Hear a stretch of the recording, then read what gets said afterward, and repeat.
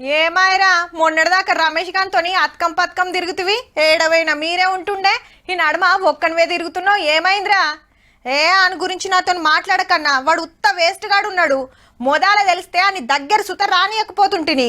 ఇగో గిట్లుంటది దోస్తుల నడుమ ఏదన్నా పంచాదైతే ఇక మళ్ళా కలుసుడన్న ముచ్చట లేదనుకుంటారు. కాకుంటే ఎవ్వల తప్పు వాళ్ళు తెలుసుకుంటే కలిసిపోయే ఛాన్స్ కూడా ఉంటది. హాగో గసంటి ఓ ఇద్దరు మిత్రుల ముచ్చట ఇది. అమెరికా అధ్యక్షుడు ట్రంప్ సారు దునియా శ్రీమంతుడు ఎలన్ మస్క్ సార్ దోస్తానా ఇచ్చుకపోయినట్టే కొడుతుందిల్లా. జిగిరి దోస్తుల నడుమ పంచాయతీడ పుట్టిందంటే ఛార్జింగ్ మన్లకు సబ్సిడీలు ఎత్తాయాలని ట్రంప్ సార్ డిసైడ్ చేస్తే మస్క్ గారికి మనసున పడతలేదు. ఎందుకంటే ఎలక్ట్రిక్ కార్ల దందాల దూసుకుపోతాండి ఈయన. ఇట్లయితే పబ్లిక్ సుత నష్టమైతుందని మస్క్ మాట. ఆయనకు ముందే ఎరక బిల్లు గురించి ఇప్పుడు అన్ని అబద్ధాలు చెప్తుండని అధ్యక్షుల వారు. ఇంకా కొన్ని రూల్స్ కాడ సుత ఇద్దరికి పురిగలవక చెరో దిక్కు అవుతాండ్రు. Elon and I had a great relationship.